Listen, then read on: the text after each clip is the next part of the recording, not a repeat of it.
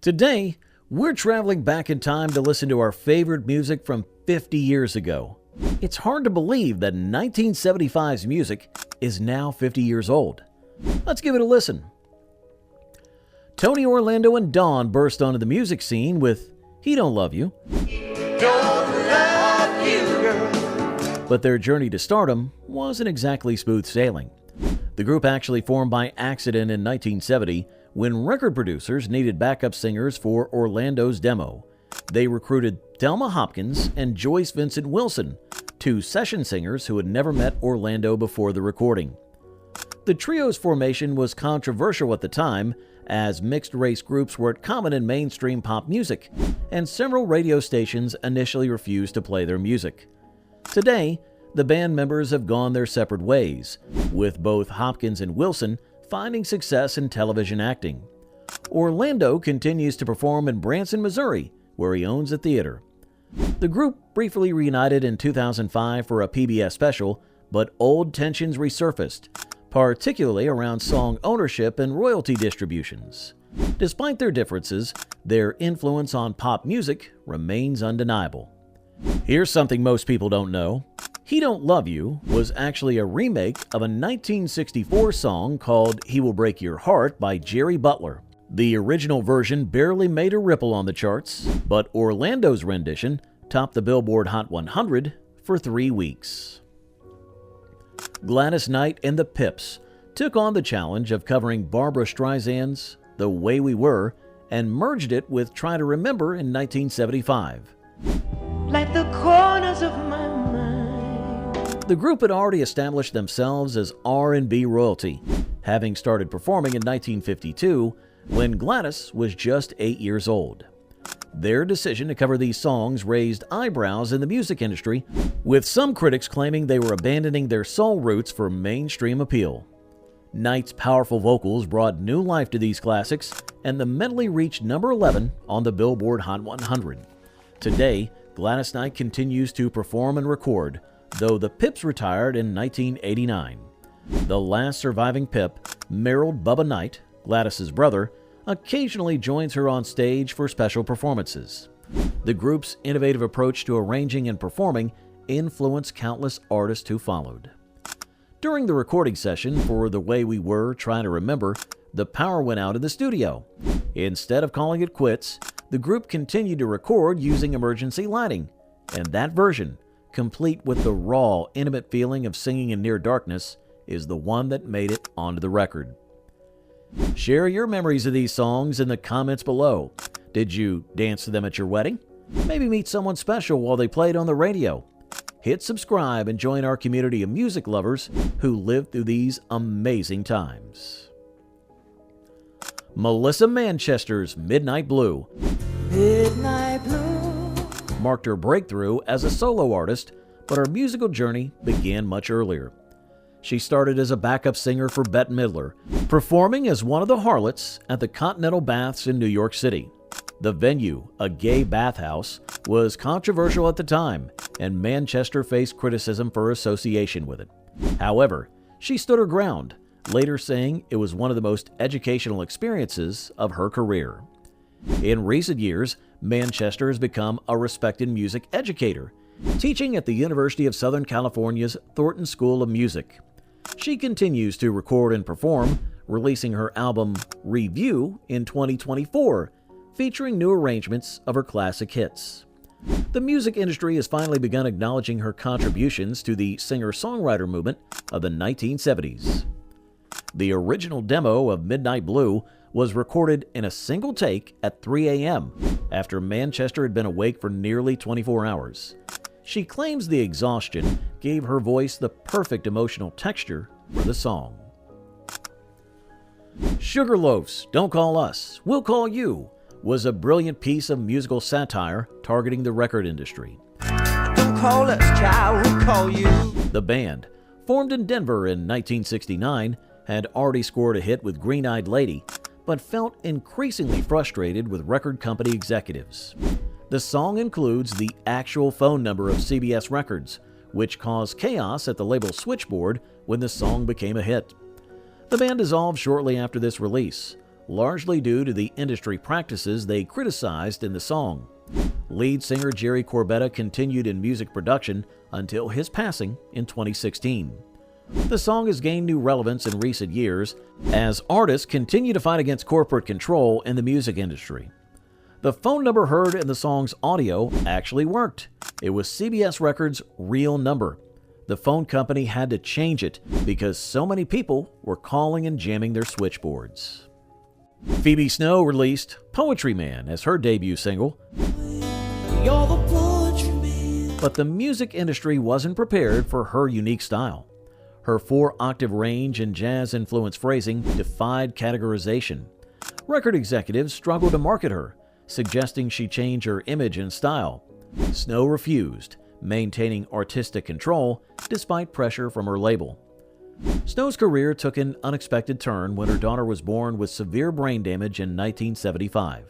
She largely withdrew from music to care for her daughter, turning down numerous opportunities for tours and recordings. Her dedication to her daughter's care lasted until her daughter's passing in 2007.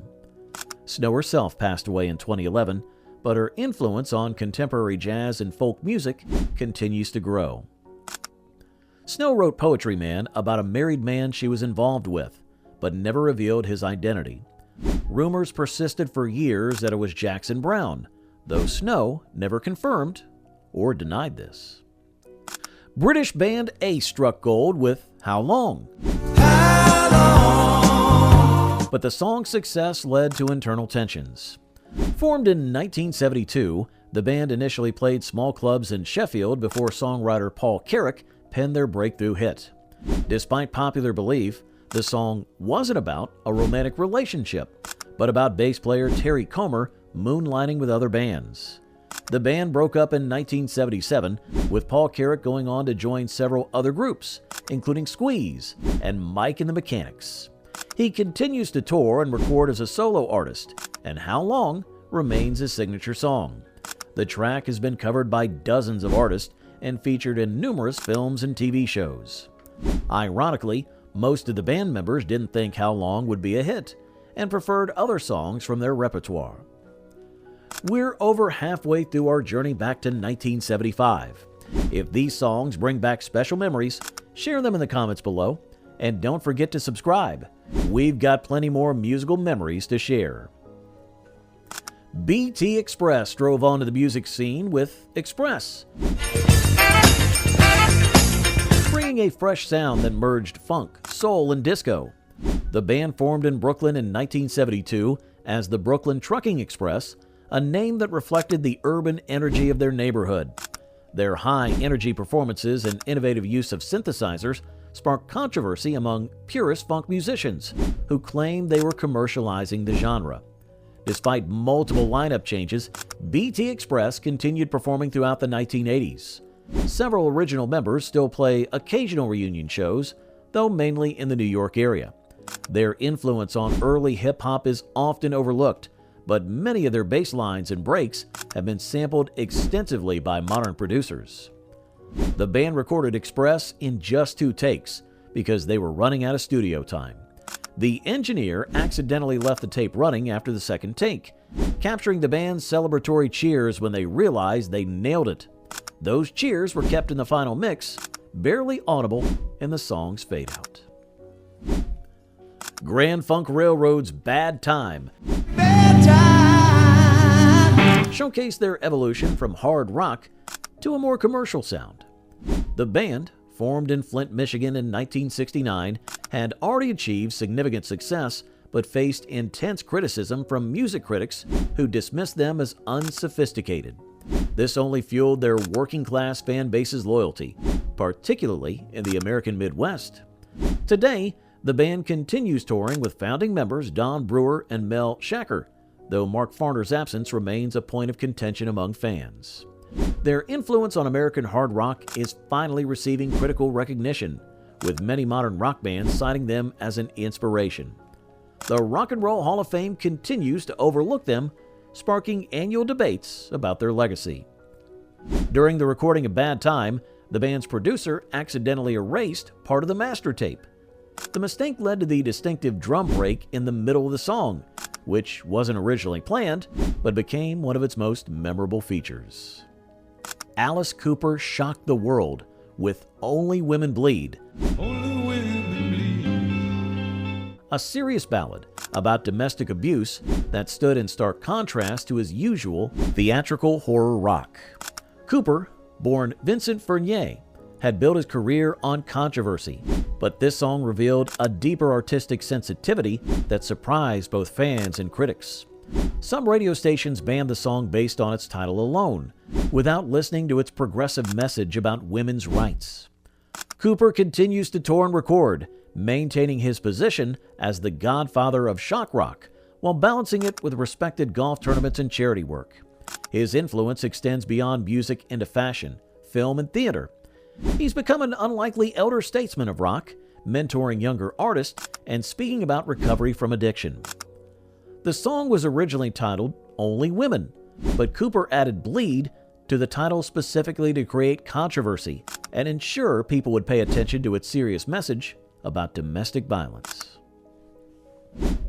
Carol Douglas grabbed attention with Doctor's Orders.